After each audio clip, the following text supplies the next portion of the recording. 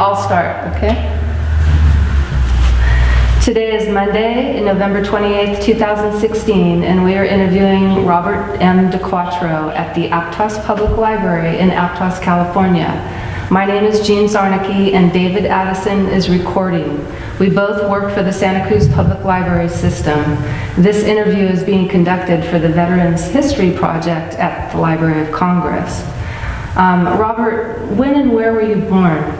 I was born in Lawrence, Massachusetts, January 8th, 1932. Okay, and what was your branch of service, the war you served in, and your highest rank? The branch of service that I was most active in was the USAF, the Air Force. Okay. And that was in the Korean War, correct? Pardon? That was in the Korean War? Actually, it was World War II when I went in. Okay. Let me take that back. It was it was after World War II, wasn't it? 1951, is that correct? That's correct. Okay. And tell us a little bit about your family background and what you were doing before you joined the service. I had joined the Air Force in September 1951. I had graduated from high school, and there wasn't many jobs around, and it was looking like I was primed to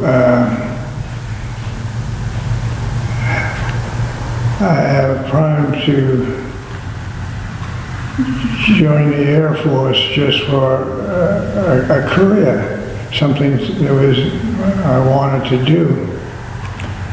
I seem stuck on this point, but that's all I can tell you. That's okay. Well, but right before you joined the Air Force, you were in art school, in art college. And can you move on to your next? Sure. Let's start with your training for the service. Where did you have your training, your basic training? Basic training was up at Sampson Air Force Base in upstate New York. It is a former Navy base for World War II, but the Air Force was in the process of getting smaller, and the Navy needed a place to enlisted men to go to. So we were cross purposes.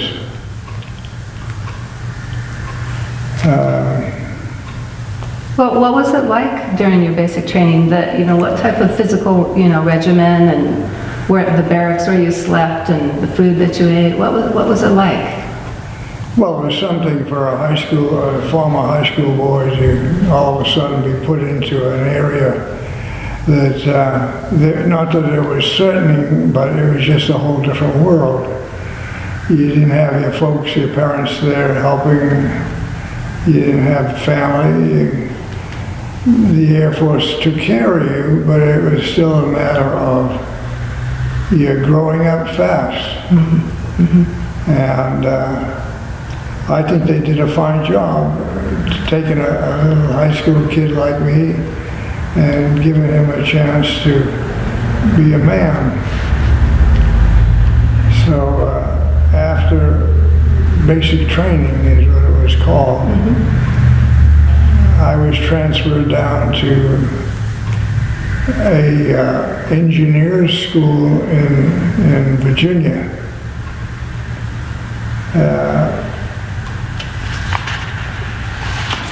I have here what looks like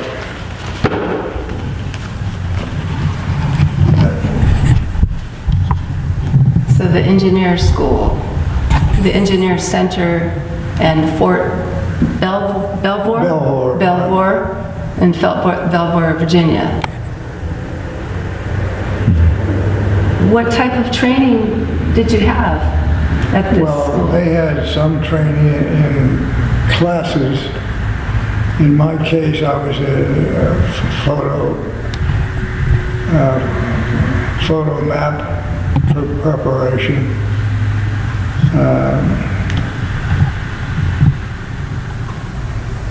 It was a very basic course, but it was able to prepare photo maps for the Army. And these are typical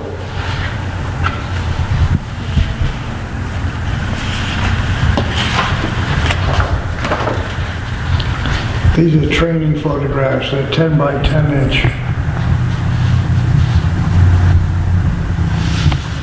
Some of these were taken in Germany after we finished. And so you used these photographs to help determine information for the Army? No, these are Air Force targets. Targets, okay. And they're training because they're taking just domestic flights. These were not intended to.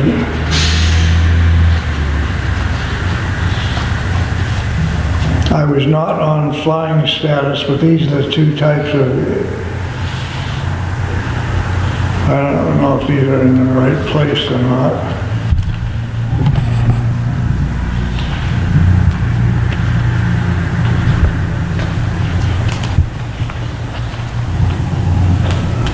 So you did your special training there in Virginia from November 1951 to February 1952. And from there, you went to Shaw Air Force Base in South Carolina, is that correct? That's correct. Was that directly that was directly afterwards? Mm-hmm. And what did you do there at Shaw Air Force Base? Well, let's say that the form of training was more detailed and it was more complex, and we had more real situations where we could assume that we were doing the same thing there and that we would be doing overseas. There was still some wartime situations going on. This is a photo of some of the fellows.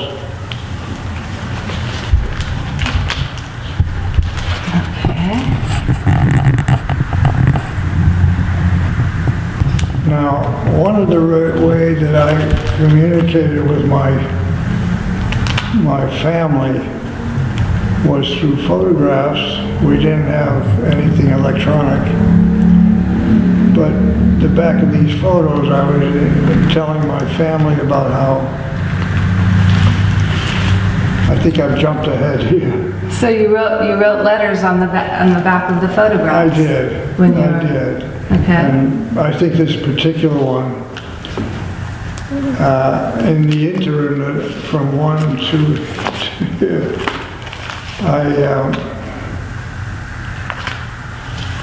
I got married. I got married to a German woman, and she had a baby, Lisa. And so that's what this is all about in here. If it's not too long, I think it'd be great if you read one of them, actually, yeah. Is there one in particular that you... Do you want to read the back of one of the... Oh, was a bit, well, maybe part of it, maybe the first part. I'd love to hear it. There's a lot there. I didn't realize it was all one long letter. Yeah, there's a lot. It was just a point, I brought it along to show just the point of what we're trying to... Well, actually, what really happened, I got a call from the first sergeant. He said, you have to go see the commanding officer. And you didn't go see the commanding officer except if it was a very important thing.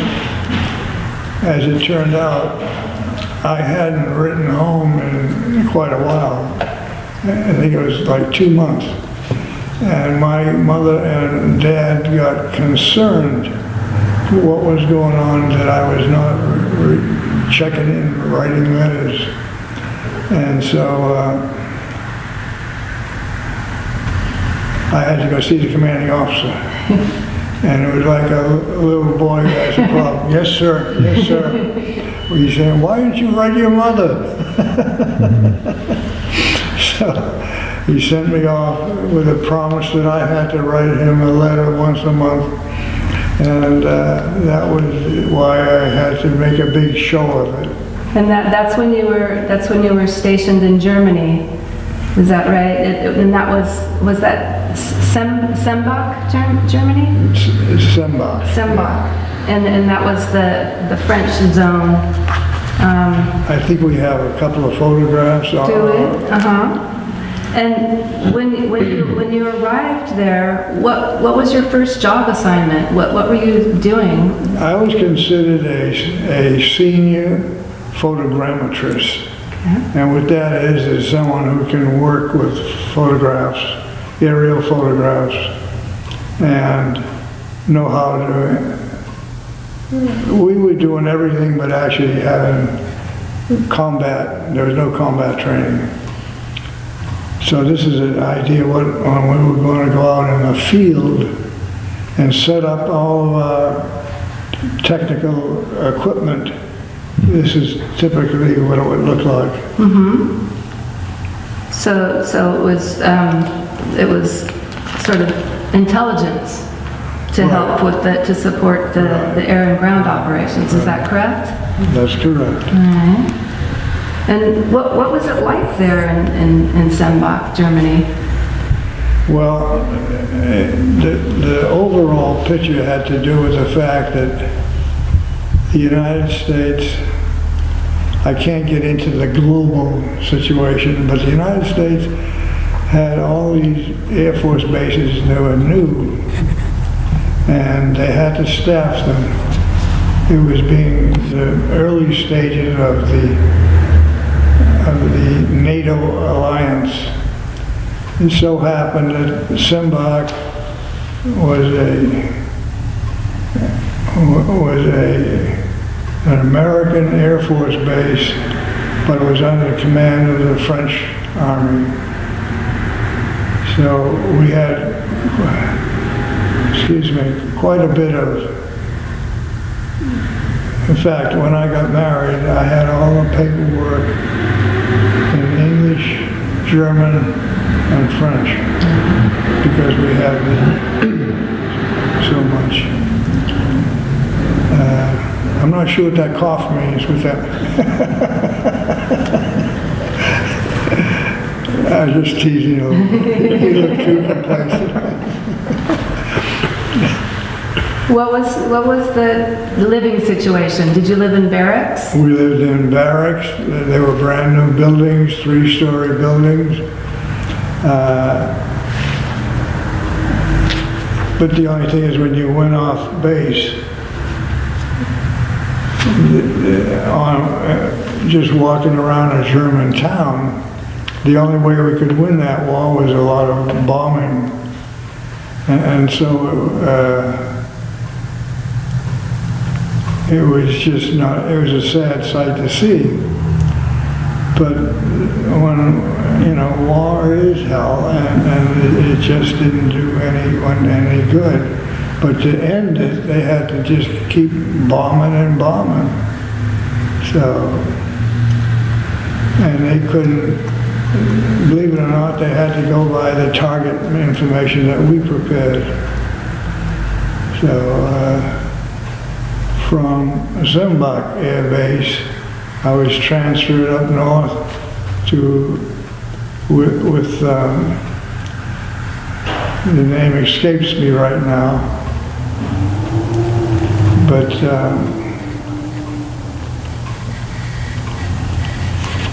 okay, I don't think I have that one written down here.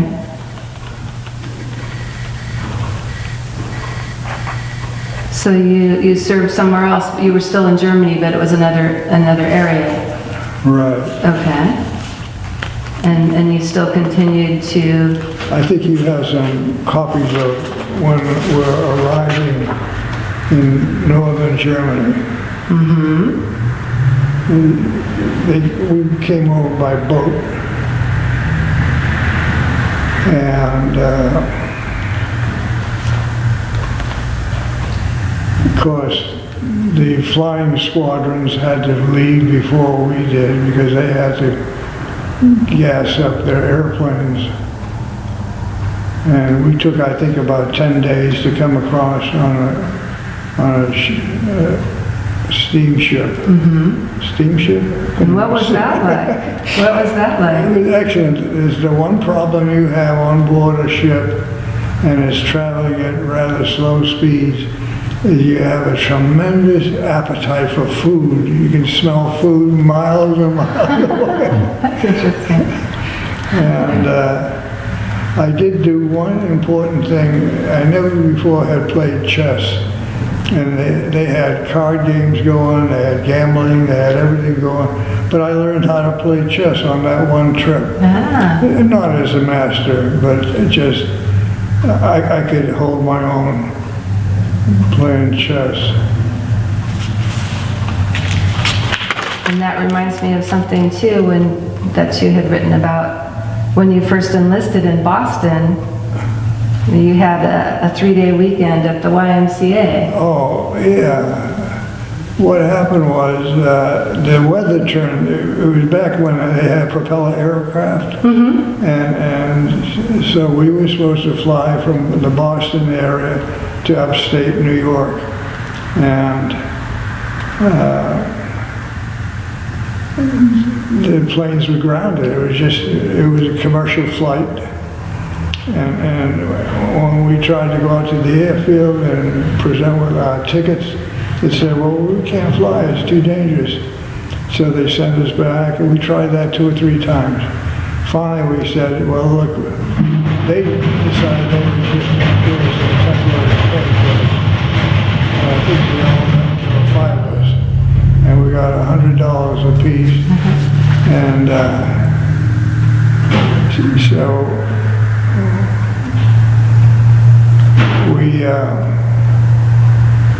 the way I remember is, of course, we were happy. We had $100. We were kids, and to get $100 for a first weekend, we could tell something was wrong.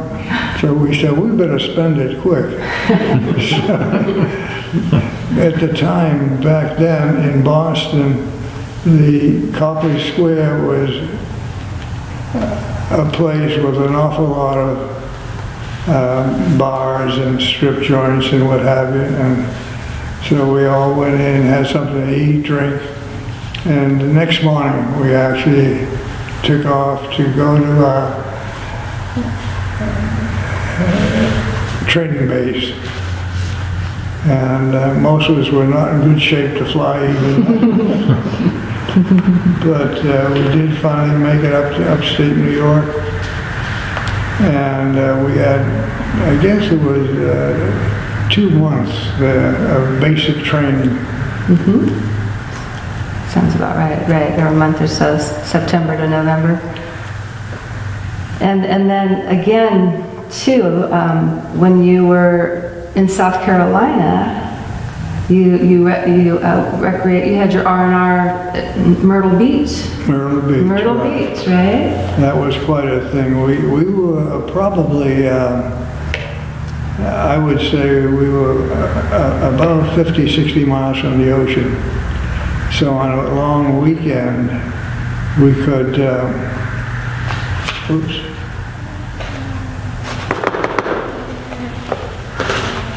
Oops. Thank you. Sorry. It's okay.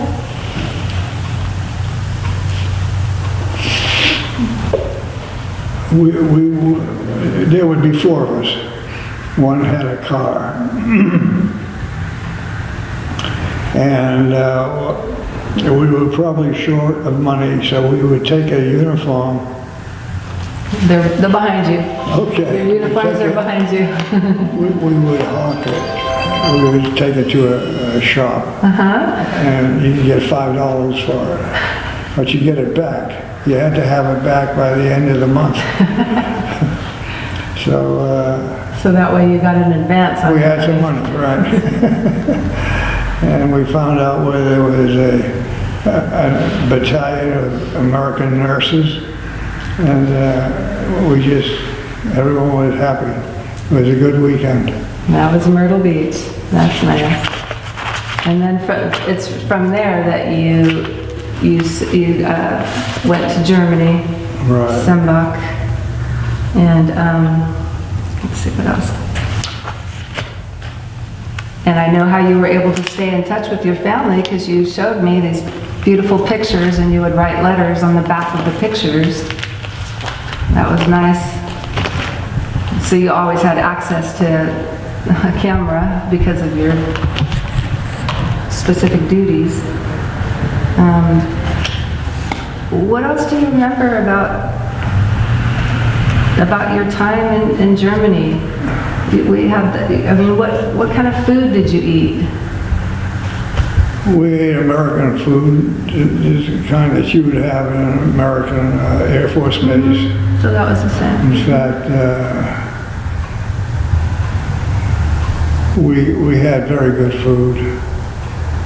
They imported everything, for instance, from Holland they would bring truckloads of eggs, milk, breads, and it's all American style. And we had a surplus of military people, both German and American. So as the war ended and they started to try and rebuild, an awful lot went on in the way of construction. But what I have here is when I got out of the Air Force,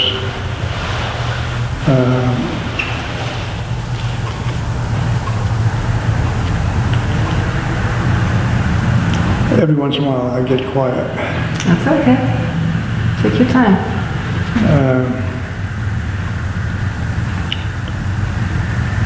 These photos here of the fellows getting ready for a ground mission.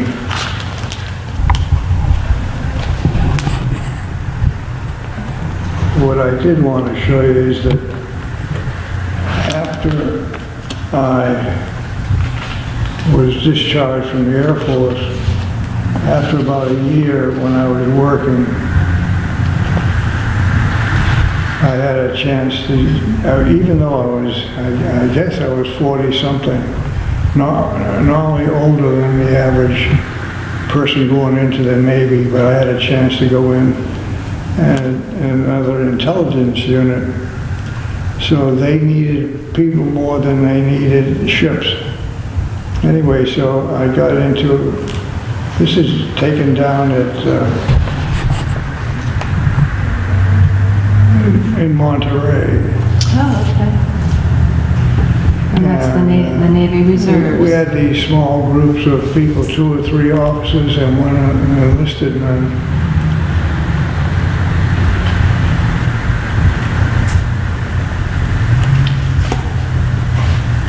But it was the kind where you hear about, you drove for one weekend a month. And we would come down from San Jose area and drill here in Santa Cruz. Well, it was actually Monterey. So I was on the point of every one of these here where I'm in the Navy uniform. That was for 8 years. And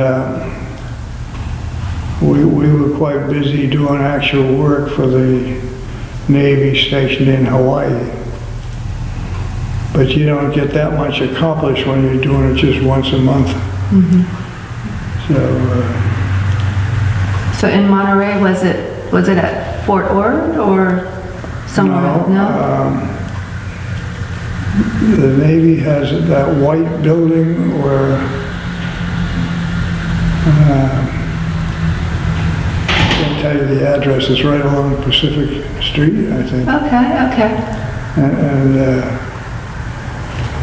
we had a special room that had lockers and more locks than you would imagine. But my Air Force time, I decided to, when my enlistment was up, I decided to get out of the Air Force. By then I was married and I had a child. So,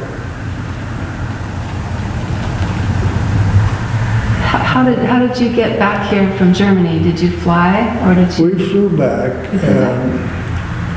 and it was still propeller aircraft, but it was something like TWA. And there was Annalise, my wife, and Lisa, the baby. She was only, I guess she had to be at least 7 weeks old to fly. So that's the way she came back. We flew on an airplane. She took it quite well, actually. I think she slept most of the way. The one major thing that we saw was that was the time of the Hungarian Revolution, and we were leaving one hotspot, going through another one so that we could. I just wanted to get out of Europe. It looked like it was starting to boil up again. But we made it home and became civilians. It seemed to be an easy change for us because we had spent quite a bit of time with the Air Force in Germany, and now I was getting separated. And so it was not a big thing. I had some help from family, and the area around Boston at that time was much like the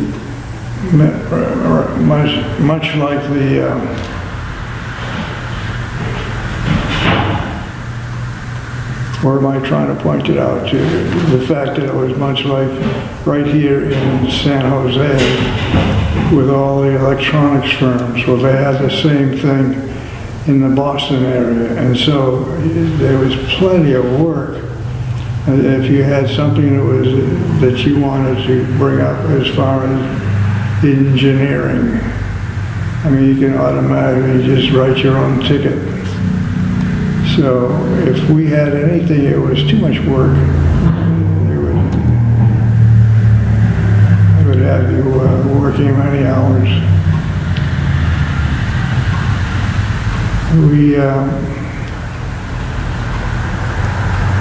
Of course, my daughter was a baby, so she just, wherever we brought her bottles, she went with it. And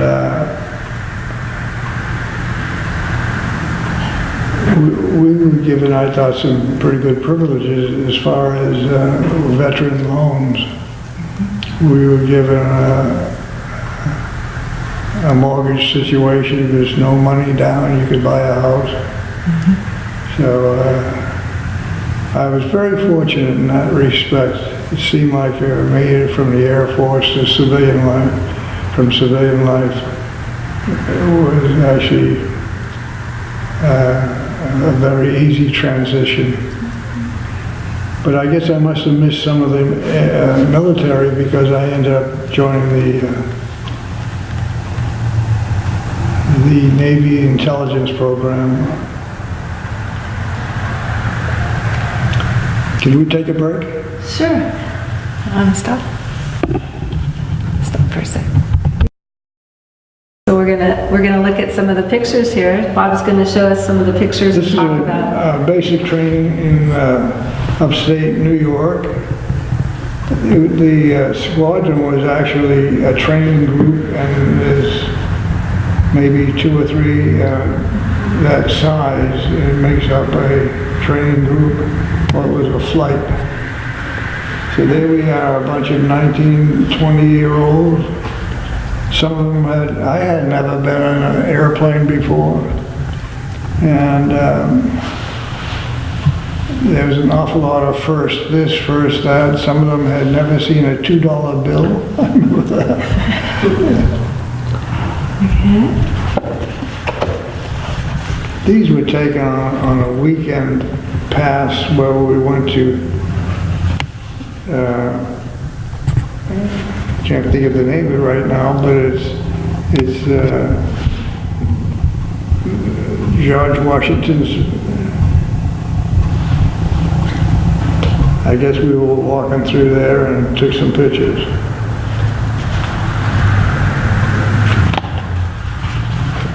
It's just more of the same. You can tell we went to some of the bars.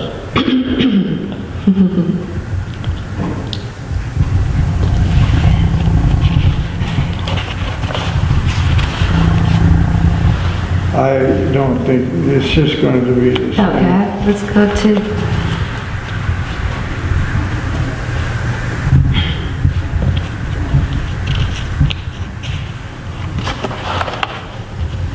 One of the things I do remember about this time, the President Harry S. Truman decided that he wanted to have one military air force and not an Army Air Force and a Navy Air Force, all this repeating. So we were just coming through and we were given our blue uniforms, but we were given brown shoes. And so they gave us these little bottles of coloring so that we could make our brown shoes black shoes. Trying to save money. Well, the first time it rained, the paint would wash off and we'd have a half brown and half black. But you have to make do. so this is Myrtle Beach, it says. Yeah, Yeah, had some good times on there. a typical weekend that we can get away. Laying in the sun.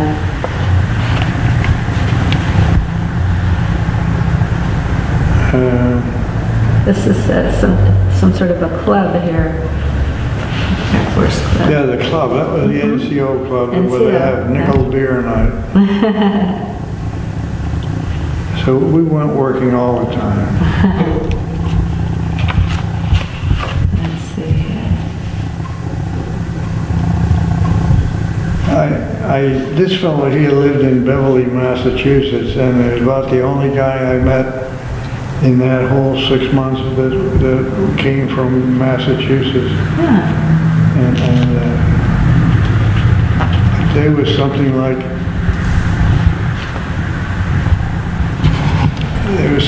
8,000 people or men on that phase. And one of the things I remember is all of a sudden the rumor went about that we had measles. And there was thousands of guys walking around with measles.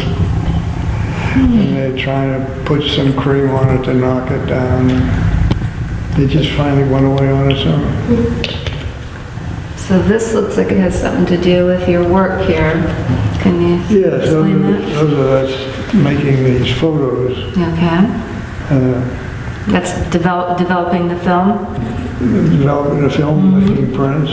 And then it looks like these are related to that There you as go. well. Right?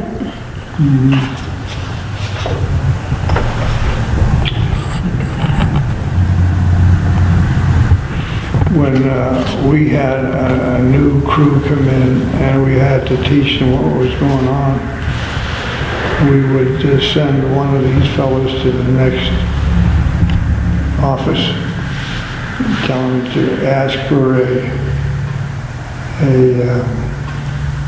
cloud eradicator off these photos. So you can't use them because you have to eradicate clouds. Of course, you can't do that. So they would wander around with a photo saying, where do I get the cloud eradicator? That's good. Look at these. Oh, so this is on the boat to Germany, I believe? Is that? Well, that one down there would have been on the Atlantic Ocean. Okay.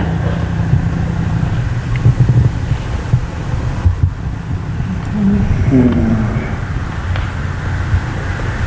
guess that's 1953. Okay. It says It would be nice to get the two uniforms in there. Can we do that? Sure. Yeah. Those are right behind you. Should I do it? You see, the uniforms are behind you, so we can get those in the picture.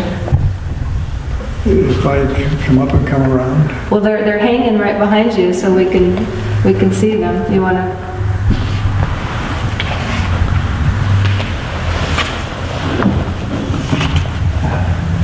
Did you want to tell us about those uniforms hanging there? Oh, I see. Yeah.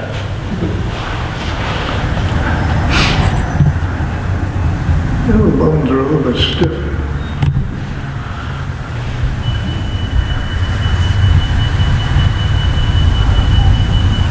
So it looks like one of them is Air Force, right? This is the Air Force uniform? The blue one is The the blue Air one, Force. right? But it's all for the same work. The Navy was doing the same stuff we were doing. Okay. I'm glad you brought those in. You're the first to do that. I think I've got the high points of everything that was going on. Okay. So where did you buy your first house? Was that in San Diego, or where did you settle? Oh, I settled in the Boston area. Boston. Oh, okay. Yeah. Oh, great. Well, because my parents still lived in around, it's called Methuen, Greater Boston, not Greater Boston. So we settled first in apartments in around Greater Boston. And when we was able to buy this house we talk about, that was in closer to the ocean. So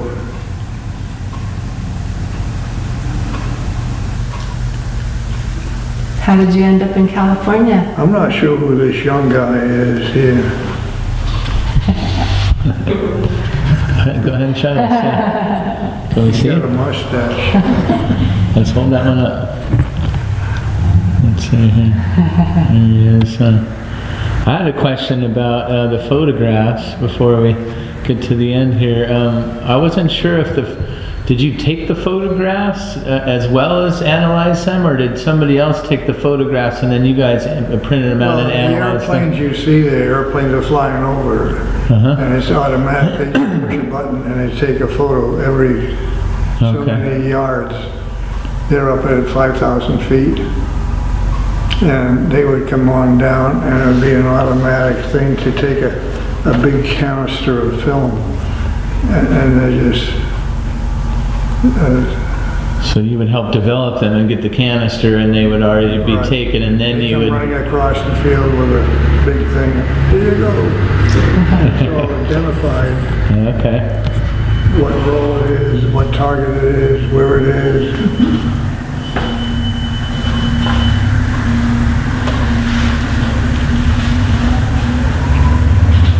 How did you end up in California from Massachusetts?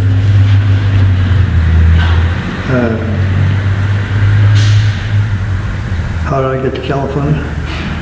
One of the jobs I had was with General Electric, and they paid to transport me into San Jose. So they had, by then, a wife, a small child, and they wanted to make it a larger presence in San Jose.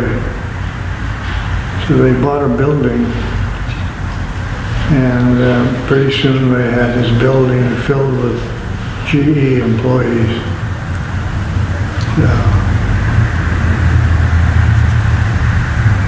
They needed people out here, so I transferred out here because it was warmer. I spent the first 30 years of my life in New England where there was 4 seasons. And I just didn't appreciate the snow. But it's been a very good go. And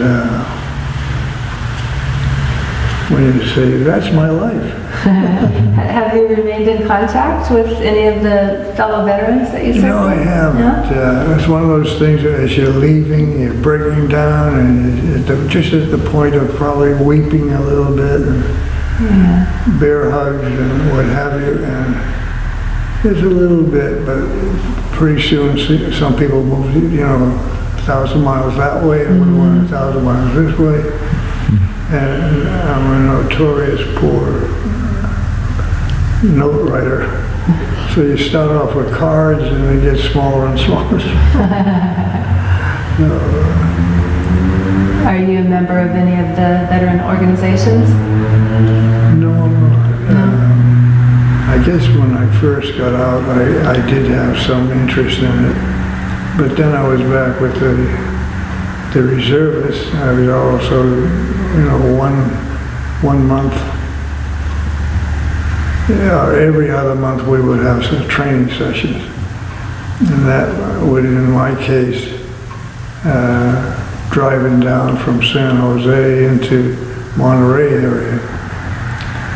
I don't know whether you know it or not, but there's another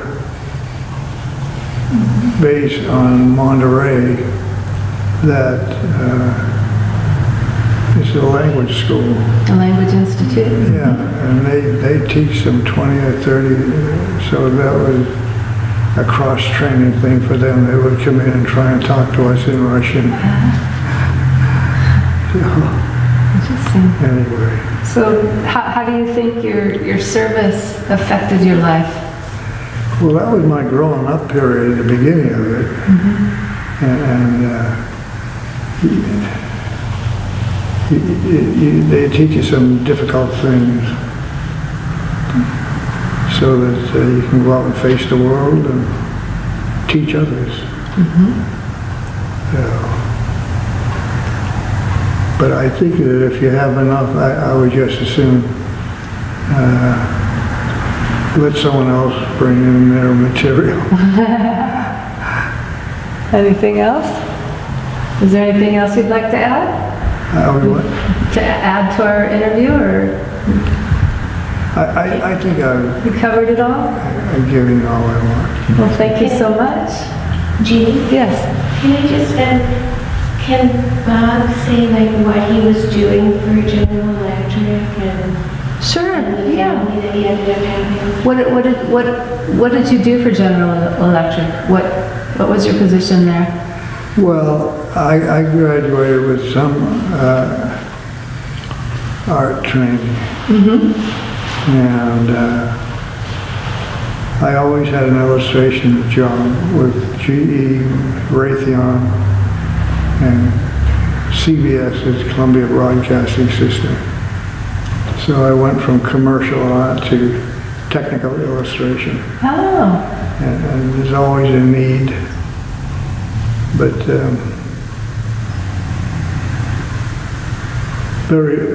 halfway through this project, or a lifetime,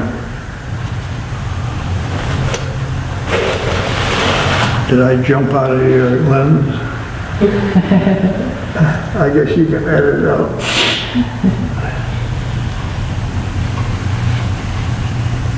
Did you have any more children? 2 more girls. 2 more. So there was 3. Nice. Right. And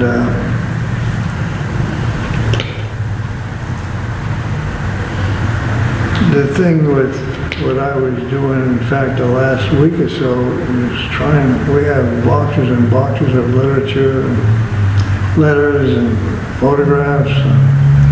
So to pare it on down, I kept going through the pile, and the pile goes down.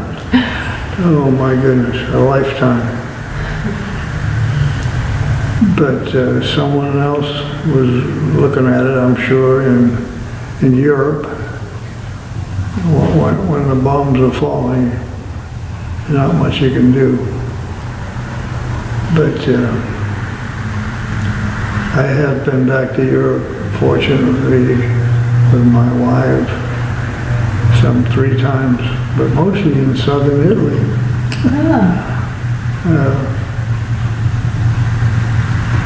Anyway, I don't have any more to add. If you have enough for your situation. Thank you so much for coming and sharing your story with us.